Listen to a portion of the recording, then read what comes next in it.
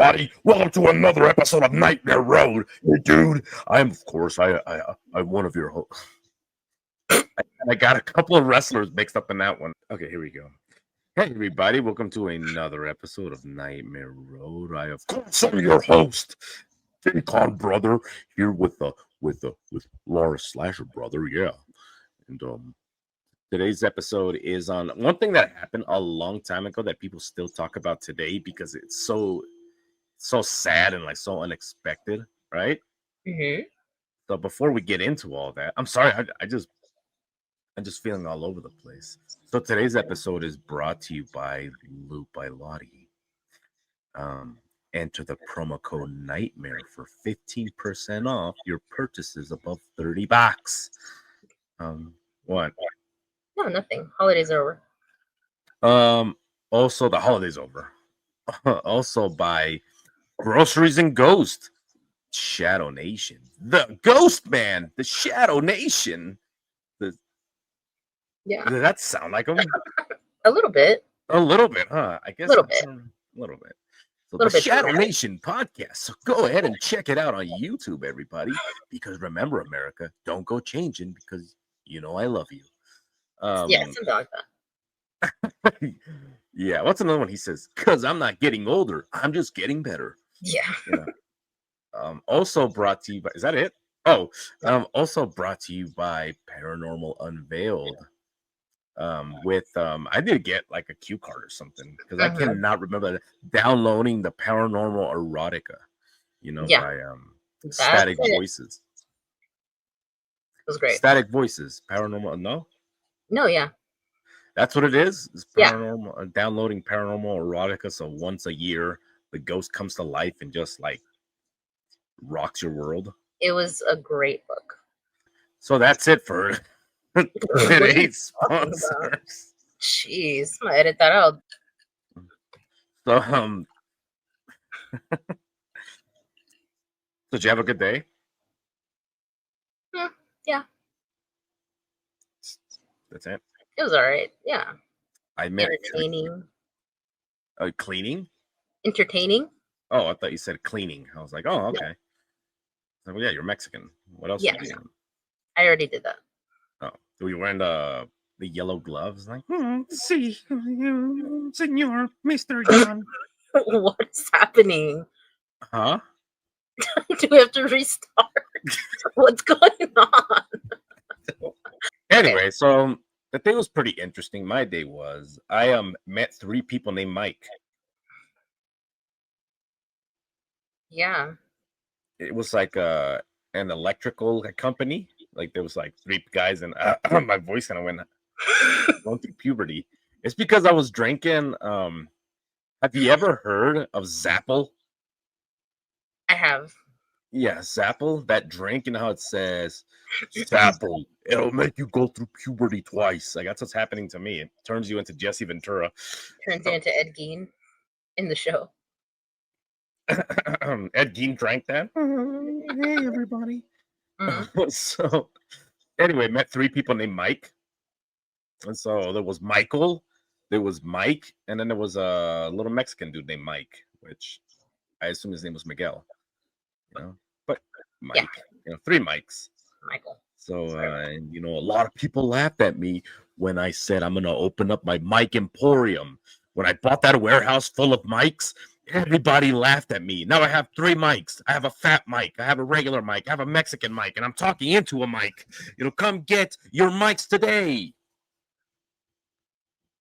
So, what's today's episode on? Jesus Christ. We're going to talk about Owen Hart. The wrestler that plummeted to his death. The Rocket. He rocketed down to his death. Huh? What? Nothing.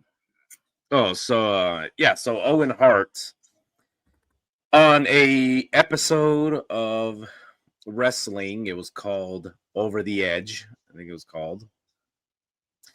And he went over the edge and then plummeted to his death from 75 feet, due to an accident, which we will get into. But a lot of people don't think that it was an accident. There's a group of people out there that think that there's a conspiracy behind it. Oh, conspiracy, you say? When I was in the jungles of Vietnam, I was rappelling also down 70. I was rappelling down 85 feet, and you didn't see me plummet.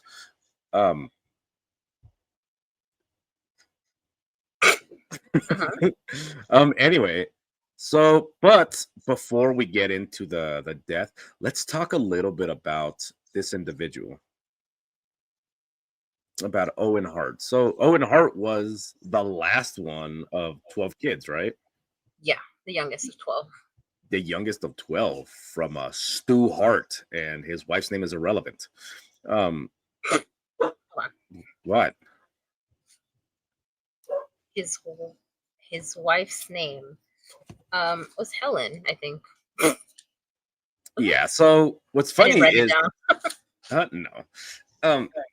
What's interesting is the fact that they had all these kids, and the mom said in an interview, there's actually a really good documentary out there, guys. If you guys want to check it out, it's called Wrestling with Shadows. It's like a Bret Hart documentary. And he goes up to, you could see him like go up to his house, like to his parents' house where he grew up. And his mom was saying, like, I didn't want any of my kids to be involved with wrestling because her husband was involved in wrestling, you know, but all her boys became wrestlers and all her daughters married wrestlers. That's insane. Yeah, it's so crazy. Can you imagine like Christmases and stuff? Yeah, like everybody's like sitting around the Christmas tree, just like cutting a promo. You know, just like, let me tell you something about this box. This box is going down. When I rip you to shreds, and then his brother comes in and hits him in the back of the head with a chair. Yeah. Just a normal Christmas. Just Christmas at the Hart Foundation. So, yeah, so the dad had a wrestling like little promotion. It was called Stampede Wrestling. You know, Stampede, very Canadian. You know. So yeah, they lived up in Canada, and the dad was actually a really revered trainer, not just for wrestling in general, but for self-defense and like martial arts and grappling. Like people that were going into like the Olympics, they were going to go wrestle. They would visit the dungeon, you know, and they would play these fucking horrible records, like country records, and all you hear is and the kids talk about how scared they used to be as kids because you hear the screams. Yeah, you know, you'd hear like oh, Willie went down to town, and you hear and he went down and down he went. It sounded like the room outside of the 50 Shades of Grey, you know. Yeah. That's exactly what it sounded like. Yeah, that's exactly what it was. So they got the audio from like the movie, and they're like, we don't have any audio. The actors don't want to do that. Just play the stuff from the dungeon. Yeah. So yeah, everybody went to go see the dad, and the dad would just kind of, in wrestling terms, he would stretch people, not in a good way. He just like stretch them out. So, and that means he would manipulate your joints. He would like pull your joints, you know, further than they should go, and he would just teach them. It's actually really funny because I was watching a video. There was a guy who was a football player, and he went because I think somebody like dared him to go, whatever it was. So he went, and then he's like, "Oh, I'm just gonna lock up," he said, "and I want to see him," you know. And then later you see the same guy, and he's getting pulled into what's called the crucifix. So the old man's got one leg like over this arm, so he can't move it, and then he's got his both arms on his other one, and he's just pulling them apart, you know. Jeez. And the old man, he's like, "All right, this is called the crucifix," and he's like pulling them, and then the guy's like, "I can't feel my arm, sir. I can't feel my arm, sir." And people would go there like willingly. The what? They'd go there willingly. So, in the position. Well, to the place. Oh yeah, so they would go get some training, but he also had like a workout regimen so that you can go and like do all these things. And there was people that would go because they believe that if they learn like some techniques, it would actually help them in their sport. And sometimes they would take a buddy with them, and the buddy's like, "Ah, this wrestling shit's fake," And then the old man would be like, get in the gorilla position, and he'd watch TV. No, he'd like get into like a wrestling position. And he's like, try to pin me to the ground. And then they would go and the old man would just fuck you up. So that was just like a normal thing. So anyway, that was Stu Hart. So Bret Hart and Owen Hart went to the dungeon and they learned everything they learned from their father. They went in there, they learned how to shoot, fight, how to catch, wrestle, how to do all these things, which is actually a really good self-defense method is something like chain wrestling, or because it teaches you how to change levels when you're in a grappling match. So like in wrestling, like Greco, you're here and then from there you can lock up, and then from there you got to get down on one, because you're not allowed to slam somebody. In chain wrestling, you can be here, you can palm kind of into somebody's face to kind of, distract them, so you can move in lower. So you learn all those like dirty techniques. So they would go and they'd like palm your face, and then as soon as your head would go back, they would come in and fireman's carry you and throw you to the ground. And from there, just like link moves. And if you're really good at that, you can really fuck some people up, But like in wrestling, because it's all fake, right? So like this, you're like actually hurting someone. Does this look fake to you? Yes. Does this look fake to you? Yes. Check out these scars. In wrestling, okay, so in wrestling, they're glorified stuntmen, right? They do take the bumps, like we know they do get thrown and all that kind of shit. But stuff like this works because if you're a technical wrestler, like Bret Hart and Owen Hart were known as technicians. They were technical wrestlers. Like they actually used real maneuvers and it looked good. It wasn't the old like, oh, I'm gonna poke you in the eyes, and they're like, oh, my eyes. Instead, Bret would come in and lock up with you and then grab you, go underneath, and then slam you. And it looked. No, yeah, go ahead. And it looked good because it was real, but he would kind of like make sure that not go full force so he didn't hurt you. So, is it good for wrestling? I believe so. Like if you're going to pro wrestling, I think something like this would help you because it helps, for you to know which positions you're in, what you can do, because it's all about. When people think wrestling, they think that it's like, okay, and I'm going to throw you into the ropes, and from here you're going to run over, and you're going to kick me in the face, and then I'm going to go, oh, my face, and you're going to come up. It's not like that. It's more like you're feeling people's rhythm as the match goes, and then a lot of people that are really good, you don't have to tell them like clothesline, and then no, like they can already tell where you're going. So with somebody like Bret Hart, they said all you had to do was don't stiffen up on him, and he'll take you where he needs you to go, like, and he'll make you look good. It's like, I'm just going to double leg you. I'm just like going to fireman's carry. He would just like take the lead, basically. Take the lead. Yep. Just like dancing, dirty dancing. Yep. So that's what he would do. So Bret and Owen Hart went into minor wrestling, like these small little leagues, and they were really good. I mean, Bret Hart was legendary with the way that his wrestling worked. And also he was famous for being able to fuck you up if he wanted. That's one of the things that he was known for. It's like, yeah, you don't play with Bret, he'll fuck you up. Yeah. So he wasn't a bully, like a douchebag to where like, hey, you come here, and he like beats you up.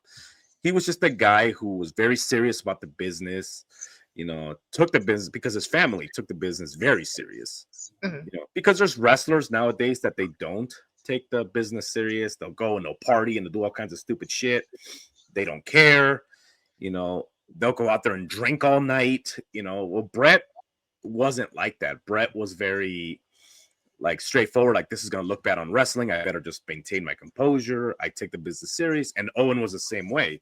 But the difference was that Bret Hart was very stern, as if he's dead. He's still around. Bret Hart is very stern, where he's like, all right, you don't mess with me, I don't mess with you. That's it. We take the business serious, and that's it.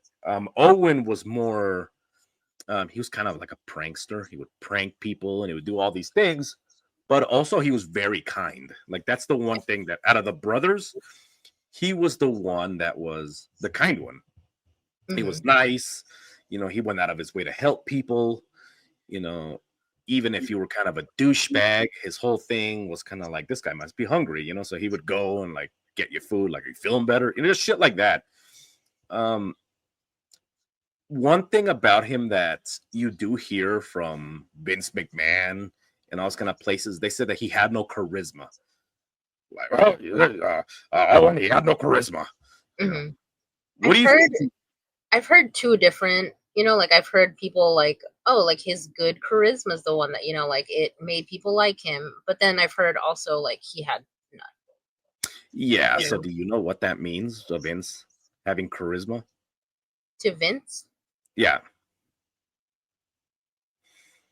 He wanted you to be like raunchy, and he wanted you like so.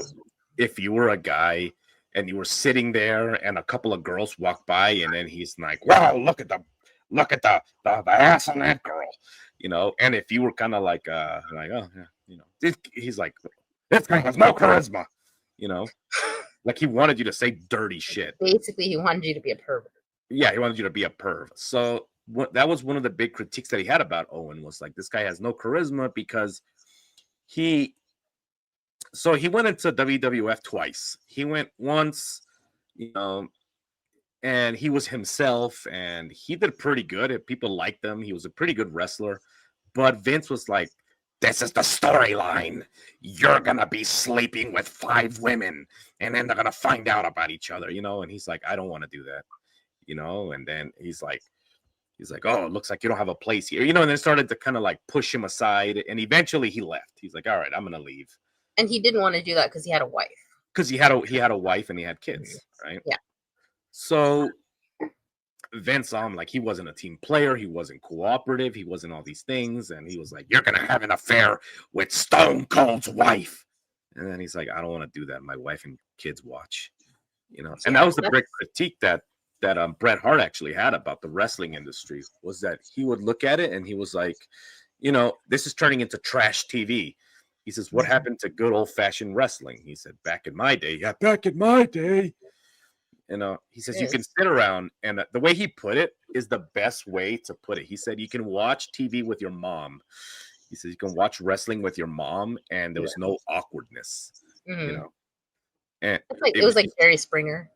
Yeah, it started to turn. A lot of it had to do with they were engaging in a ratings war with another company called WCW, and that era was actually called the Attitude Era.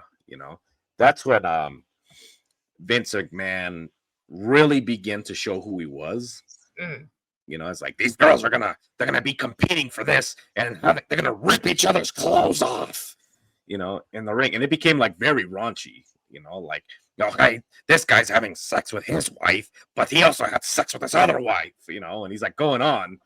And it became like very trashy. So Bret Hart was seen as the Hart brothers were both seen as like old fashioned, like wrestling for old people, because you had Shawn Michaels, which was like very perverted. He would dance and he would do like these stripper moves, for the girls. And he was seen by Vince McMahon as the future. Like, this guy's the future of wrestling. Bret Hart was seen as old fashioned, and they called him boring. Like, nobody wanted to see Bret Hart, which isn't true. I still watch. Yeah, exactly. I still watch wrestling now, and I love watching Bret Hart and Owen Hart because I don't know if you know this about me, but I am a huge enthusiast for martial arts. Like, I love that kind of stuff. So, are you talking to me or the audience? I'm talking to you. Oh, what? Yeah. Anyway, I don't know if you know this. I don't know if you know this. So by watching Bret, it's kind of cool because you kind of watch him like chain wrestle when he's out there and he's wrestling. He uses moves that are effective. Like, for example, a lot of people would hop on top of the ropes and they would jump and do a flip, and then they like hit you midair and you catch them. Bret Hart, his top maneuver was he would get on the rope and he'd hop down, he'd hit you with his forearm. It was like a forearm smash. And people are like, how boring. And it's like, that would split your head open. Like, if he hits you like that, or he'd come down, he'd hit you with his elbow, like top of the head, and just shit like that. So they were seen as very like old guard, very boring. And then you saw like the more exciting ones that people were like, oh, Shawn Michaels, he's more exciting. You had all those people because now they're entering a generation where it's more fantastic, It's more fantastic. It's more exciting. Shawn Michaels was like banging all these chicks, and they started introducing different characters from all around. They had Ken Shamrock, who was competed in UFC 1, UFC 2, was a legitimate martial artist. And people enjoyed watching him because he would punch and he would kick and it would look good. He would grapple with you. Bret Hart, like, we'll talk about like how great he was. Ken Shamrock was like, yeah, the Hart brothers, like they were, the wrestling was on par. He's like, I trained in the dungeon, for his UFC. Like he went there and got beat up by the old man. So to give you an example of what this era consisted of, so you have Ken Shamrock, who was a legitimate fighter, and his style was like legitimate. So they introduced the character, Vince McMahon's like, okay, so here we're gonna have Val Venus, and Val Venus is gonna have sex with Ken Shamrock's sister, and Val Venus comes in and he's like, hey, how you doing, Ken Shamrock? You know who this is. And it's like a girl in a shower and it's like his sister. And then, so just shit like that. Yeah. So Owen and Bret Hart were people that didn't participate in that. They were like, this is garbage, right? Yeah. And they called it trash TV. They called it wannabe, what would you call that? Like Jerry Springer type shit. Mm-hmm. And a lot of that was due to a guy named Vince Russo, who Vince Russo was a head writer. Vince McMahon thought that he was hold on.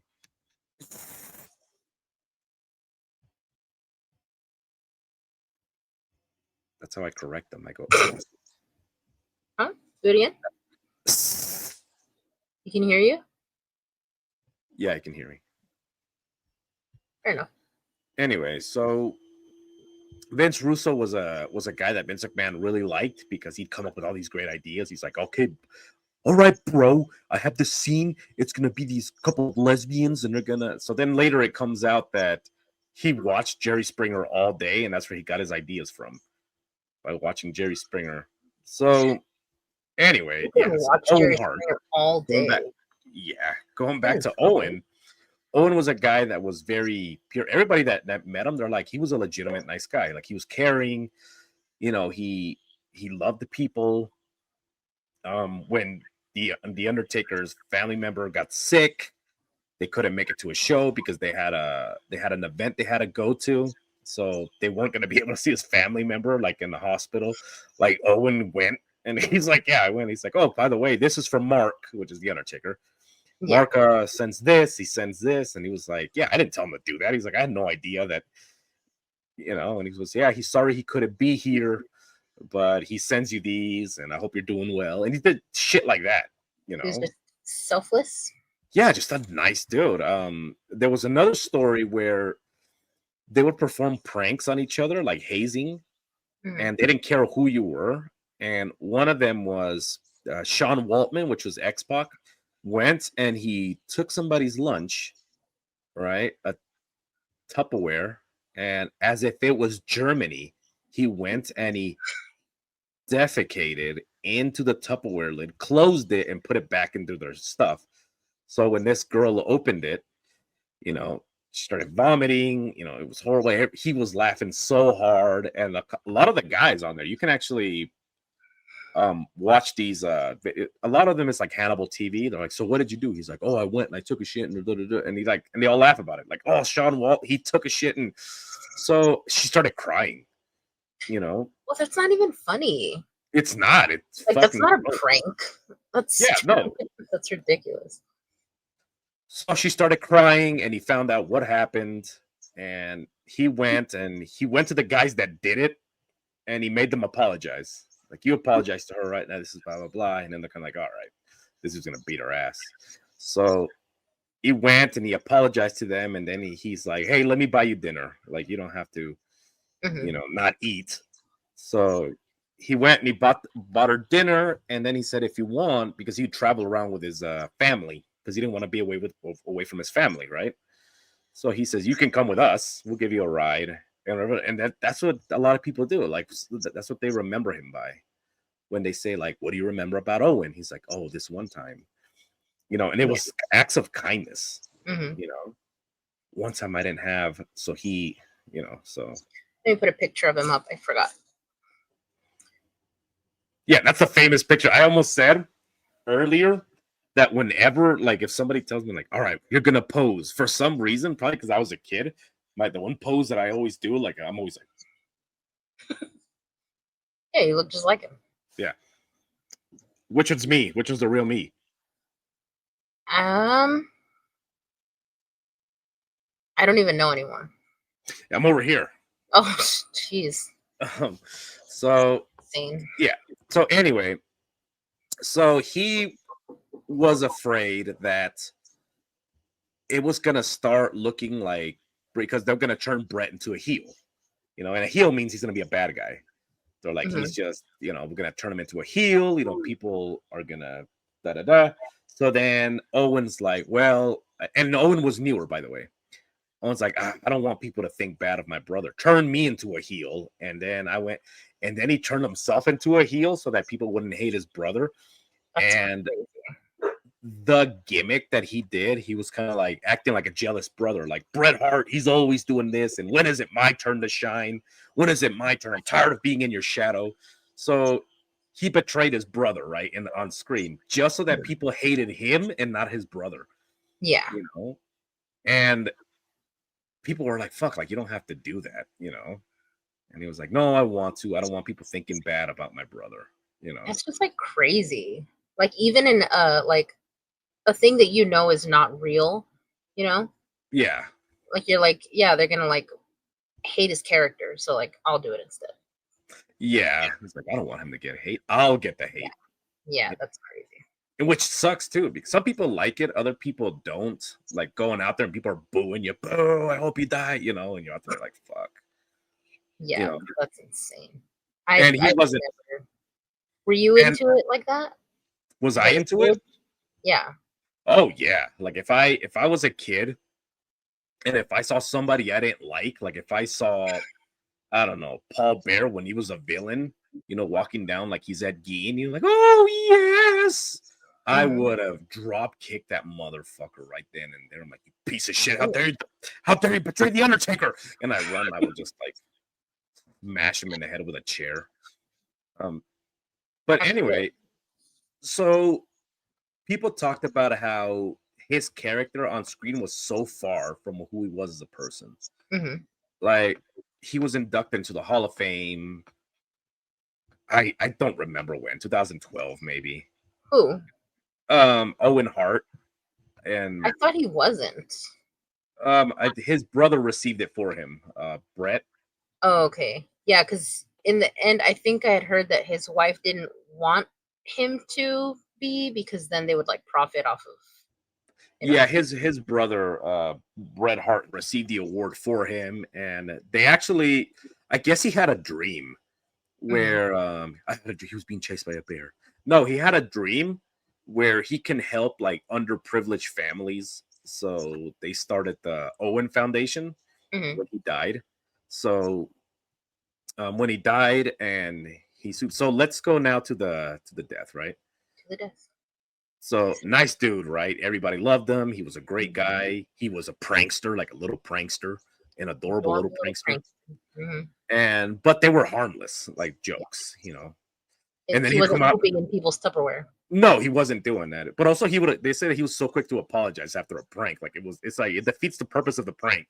Yeah. Like he would take your pants, and he would go and tie it into a knot, so you're like struggling. And then he would laugh and laugh, and then he's like, all right, let me help you undo that. Because one thing about Brett and Owen is they were strong. They were strong dudes. Oh, let me help you. I think they were kind of just like built, like, because they didn't look gigantic like some other, like wrestlers. They look really strong. I don't have a picture of the other one, but I do have a picture of this one. Yeah, so like he doesn't look huge, No, but he has what's called functional muscle, or if you've heard the term farmer's muscle. Yeah. It's not like bulging, there's not like big veins everywhere. It's like muscle that's actually, he's thick, so it's like functional. Yeah. So you get that kind of stuff from like, moving hay bales, concrete bags, all kinds of shit, So it's functional. So he was a guy that would go and he would help you after he pranked you. He's like, no, let me help you clean up. Oh, let me help you do this. Or he'd apologize to you. Hey, I'm sorry. I just couldn't help. So anyway, so the whole thing happened with Brett, right? The Montreal screw job. You guys can look it up. He ended up getting cheated out of that was after, right? After his death. Yeah. I thought it was before. I thought it was a couple weeks after.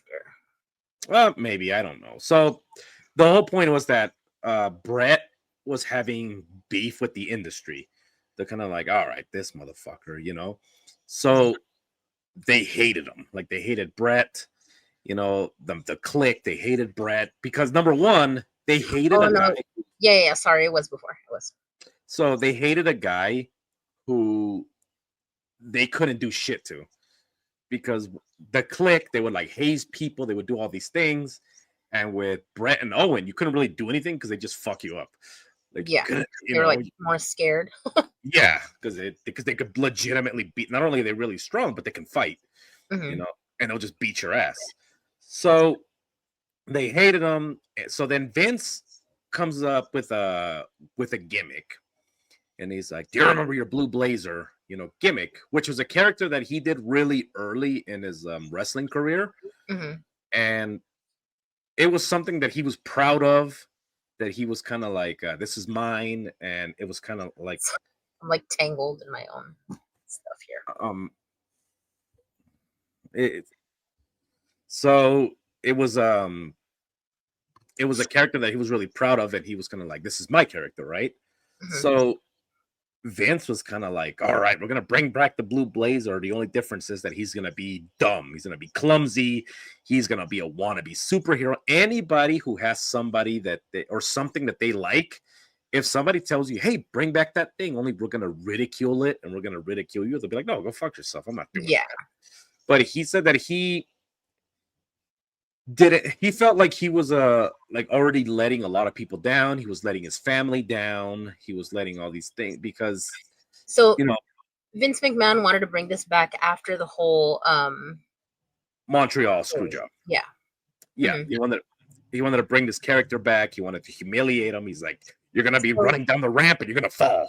One of the things that they said that the reason that he did that was because Bret Hart, that's his name, right? Yeah. And like the people in his family all left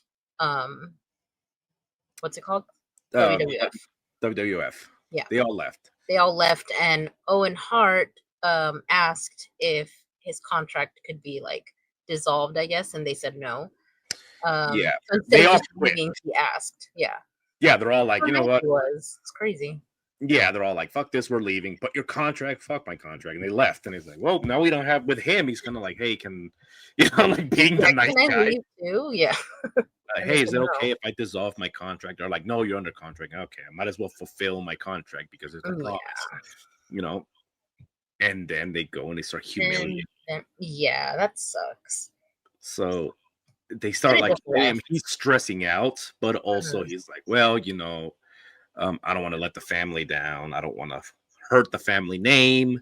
I also don't want to hurt the business. And that's one thing. It's like, fuck, this is a business that fucked over your brother. And he's like, I don't want to hurt somebody's business because you also got to think that back then, WWF was competing against WCW for ratings, right? And they were always in neck and neck. So it got to a point where Vince McMahon was having them shut off all the lights on your way out. No more water coolers because they're hemorrhaging money. They're losing so much money. And he's like, well, if I'm hurting the company, that's going to be a lot of people out of work. And speaking of WCW, Bret Hart also during the little, or not the little, but the whole thing. Yeah. He signed. Yeah, he did. That could be a show on its own. This because he was promised more money by WCW. We'll give you $3 million a year, which is it's a lot of money. And Vince McMahon's like, all I can do is like $80,000 a year, $100,000 a year, and then he's like, well, it's more money, but you know how long that contract was? 20 or 30 years. 20 years. That's insane. He's like, well, I did make you a promise that I wasn't gonna leave, and So I'll stay. And then Vince at the end like ends up fucking him over. Like, well, go see if you can, because I don't want to renew your contract anymore. It's crazy. Over issue with Shawn Michaels. So anyway, so Owen was kind of like, well, I'll do this gimmick because I don't want to hurt the business. That's going to be a lot of people out of money, and I don't want to hurt their family. So I'll be the fall guy. So literally, you're so sick. It's horrible. Sorry. 75-foot fall guy. So he's like, yeah, I'll be the fall. So it's horrible. It's horrible. It's horrible. So he's going around. He's acting like a jackass on purpose. They're humiliating him. He's doing all these things, and then they come up with an idea.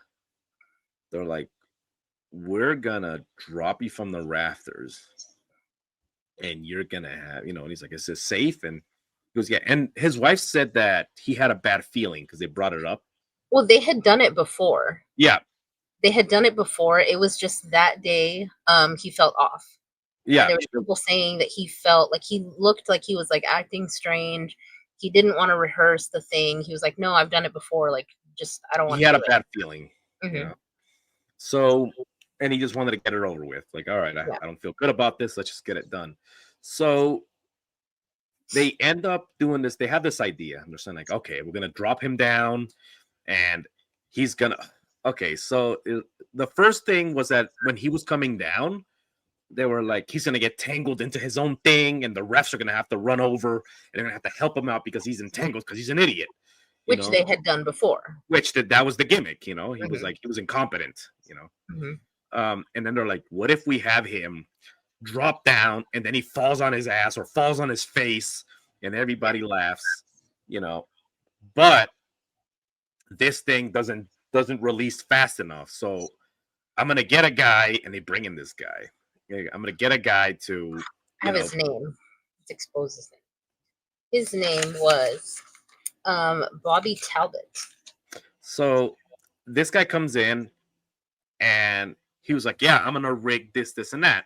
So they that would have been fine, except the problem was that he had never rigged anybody. He's never done it before. He had just been around. Have you ever rigged a grown man to drop down from the ceiling? No, you're hired.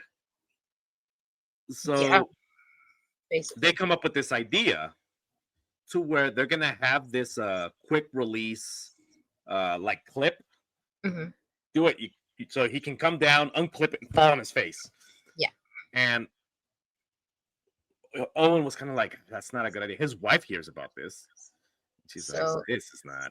This is the kind that they wanted, or this is the exact setup that they gave him. This was from a photographer for like all the wrestling stuff. This was the setup that but look at how small that clip is. Yeah. Like, that's insane. That's not okay. So, so the thing is that they say we can do this one, and anybody that's an expert, and not just that, but like rock climbing, anybody that does harness, they're like, that's not meant for people. That's meant for boats. That's meant for like, use that. This one guy put it the best. This one guy said, that is meant for, let's say you're a roofer. You don't want that around your waist. He says, that's what you use to bring your tool bag up. That's not meant for people. Why? He says, these people should be in jail. And they do use like regular carabiners, but they use the locking ones, the ones that like twist. Yeah. Yeah. And Shawn Michaels was using that too. He would come down from the rafters. He would do all these things, and you kind of watch him. He's kind of like doing this, and he's like undoing it. But they didn't want that for Owen. They're like, no, just this quick release. You'll fall on your face. It's gonna be fun, And they're like, this is not meant for human beings. Doesn't matter. Get it up there. So he goes and he's coming down on this thing, and all of a sudden, like, it snaps, and he plummets. Yeah, fuck, look at that. That's so sick.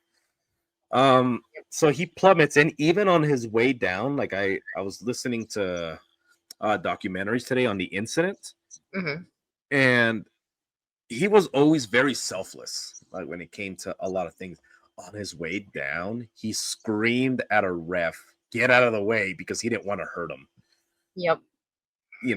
you're about to die. You're plummeting. He's not plummeting 20 feet. He's plummeting 75 to 78 feet. He's literally watching the ground get closer, and he's thinking about someone else. He's thinking about somebody else. Like, he's like, get out of the way. So the guy moves, and his leg hits him, right?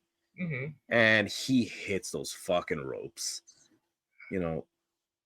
So he hits them, and it's just like, it was one of those things where I'm like, fuck, this dude is still thinking about other people as he's plummeting to his death. He didn't want anybody else hurt.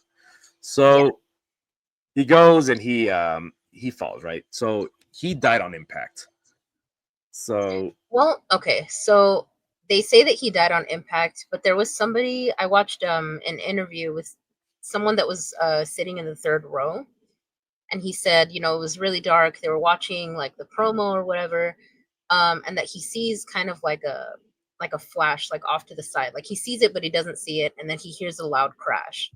And they turned on the lights. Owen Hart is, like on the floor. And that he sees, before I guess they like turned the lights on completely, that he kind of saw him try to get up.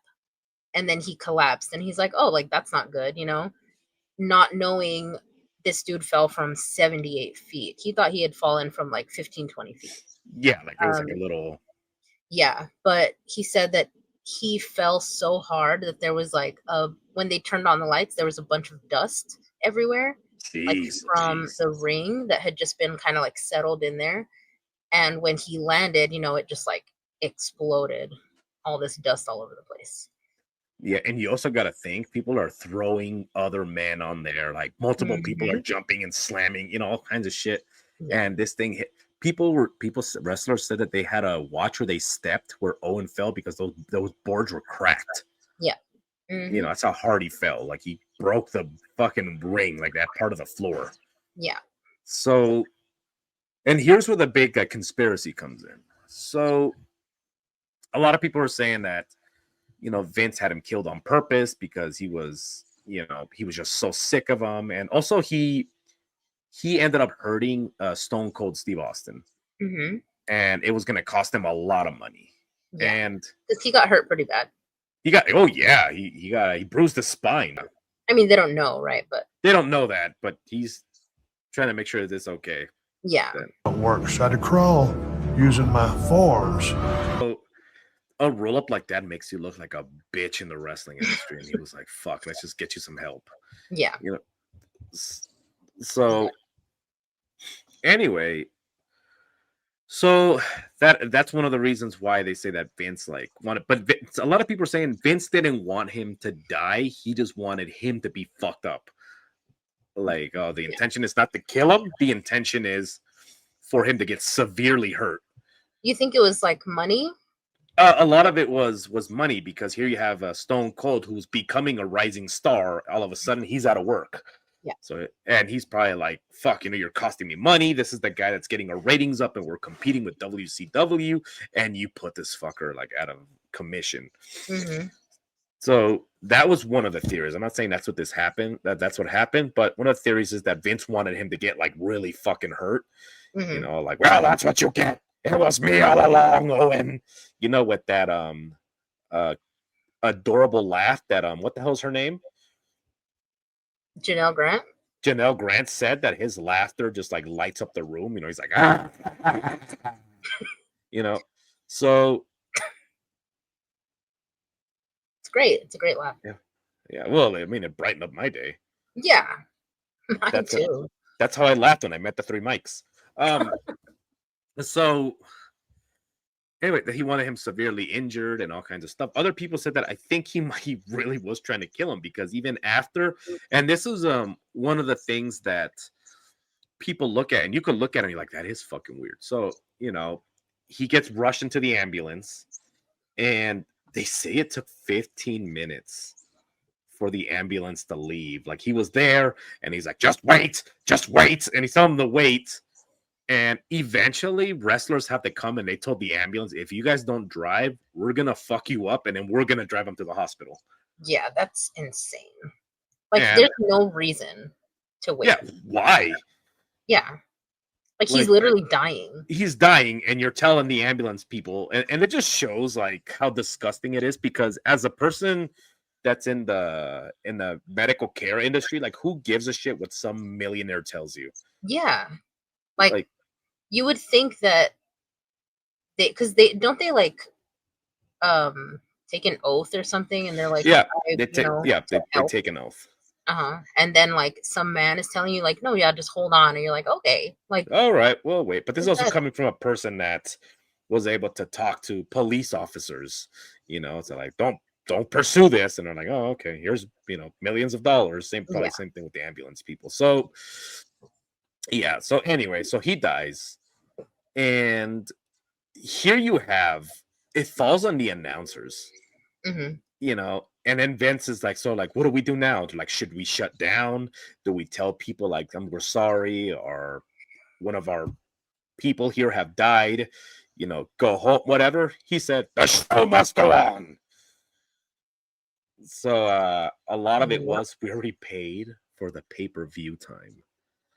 So, and this to this very day is seen as one of the most disgusting moves in business history in the United States. A man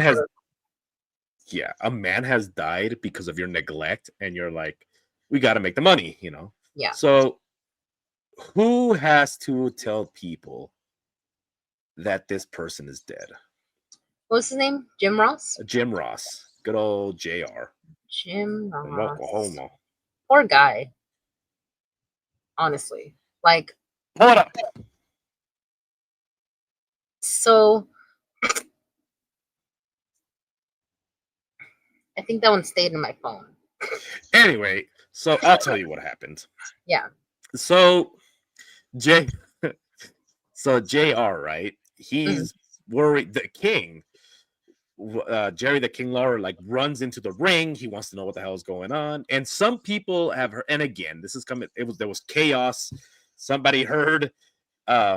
He said, "You get back on that announce table," and like, get back to work, Yeah. So then Jim Ross has to kind of give an update. They're like, well, what's the update? I don't have an update. What the hell do you want me to say? And then they're like, oh, he just died. He's dead. And you're back on in 10.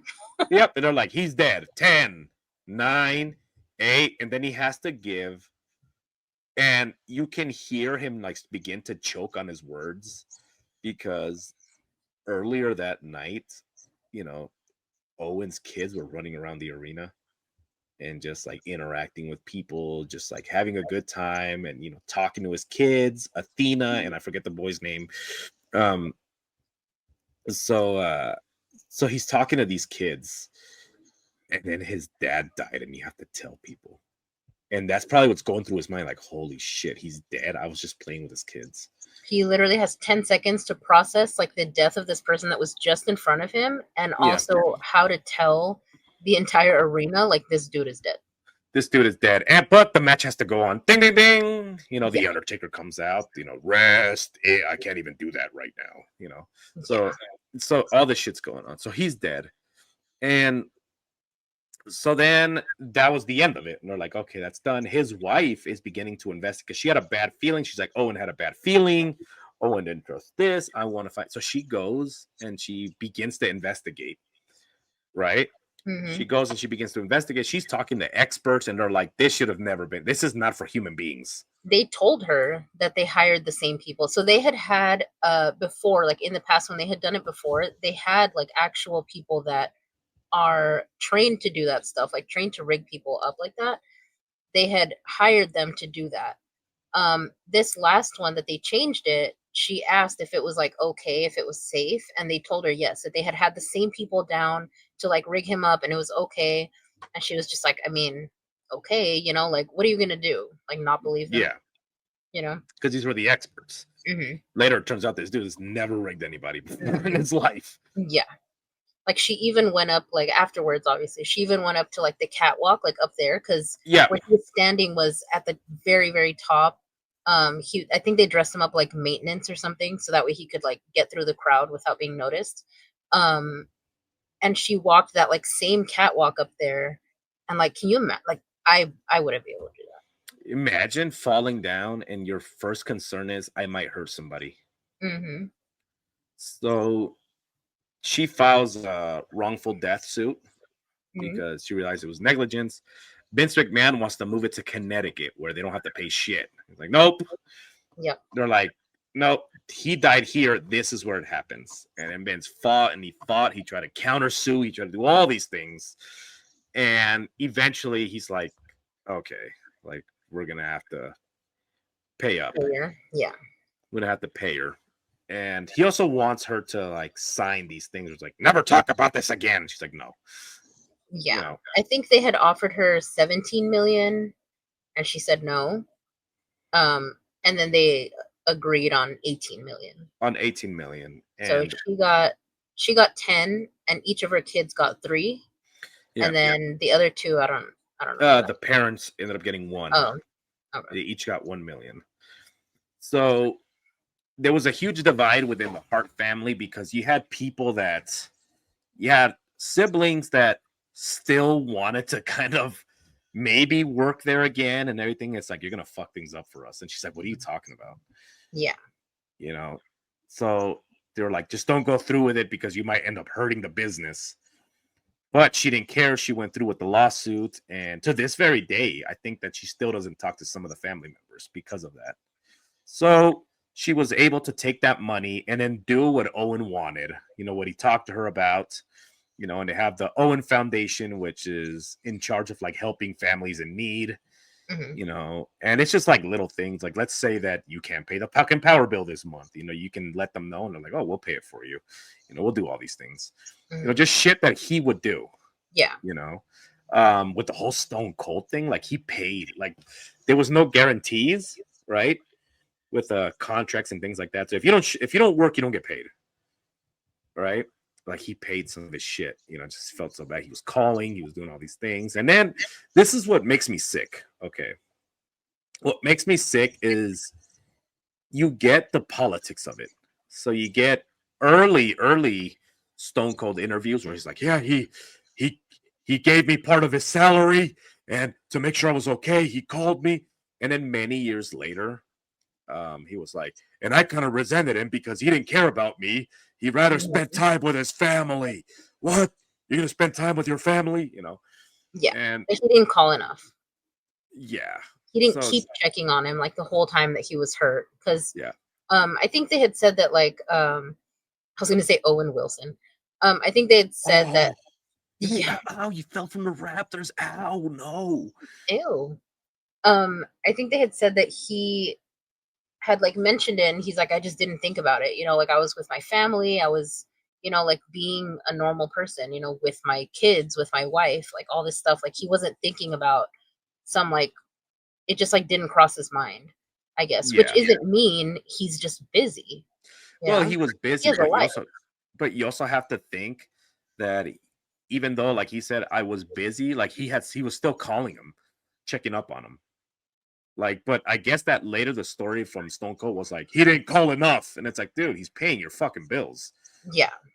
Like from his pocket, because you're out of work and you have children, and it's just the politics of it. Like that's what I hate. So you have, just the grip that this industry has on people. So you have the politics of it where somebody, even though they're no longer wrestling, there's still an opportunity where you could do something and get paid. So they have to remain in good graces with the owner, So Stone Cold, like he was seen as this rebellious, flip the boss off and like, I'm going to beat up the boss. But in reality, he was very much a company person, same thing with The Undertaker. The Undertaker is a company person.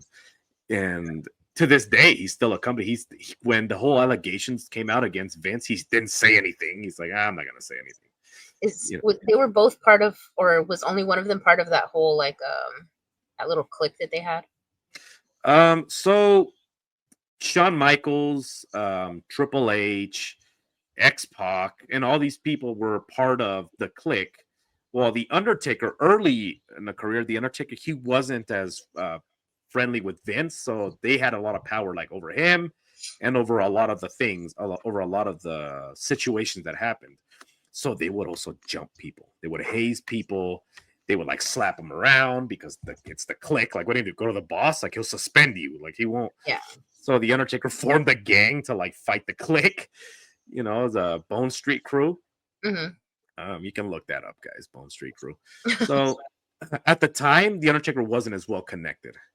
So that was much later. So, but what I'm trying to say here is that you still want to maintain those relationships. So Stone Cold, of course, now he's gonna turn on Owen, and he's like, well, because to this very day, like when they're interviewing Vince McMahon, he was like, well, he didn't have charisma, he didn't have this, he didn't have that, he wasn't good, you know. And it's like, damn, dude, he could still not let that shit go. You know, his wife's a bitch, you know. And he's dead.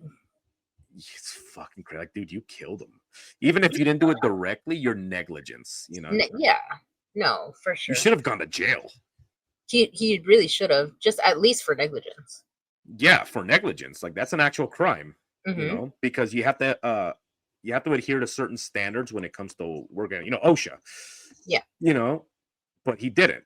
You know, same thing with the guy that rigged him. That guy should have gone to jail too.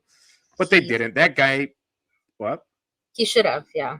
Yeah, the guy that rigged them all fucked up with this thing. That guy got promoted afterwards. He does like the stunts for the movies, for the wrestling movies, and all kinds of shit. And, yeah, so kill the guy, gets promoted.